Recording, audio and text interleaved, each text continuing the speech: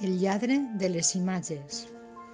Quan la llum entrava per la xicoteta finestra d'aquella vella casa, es va poder veure el que estava ocorrent allí dins del pati. El perfil d'aquella xiqueta era estàtic però ple de vida.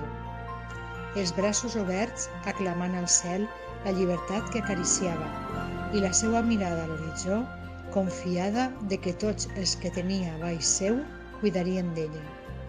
Tots podrien veure el que desvetllava aquella llum de la finestra, perquè, ocult darrere d'ella, estava el lladre d'imatges, en el que totes les xiquetes i els adults de la colla se sentien acompanyats. Sabien que per la finestra de la seva càmera replegaria cada instant, cada moment, cada moviment, i sols per això podrien veure el que estava ocorrent dins d'aquell gran pati de la casa vella, que a través de la xicoteta finestra passava la llum que la seva càmera replegaria.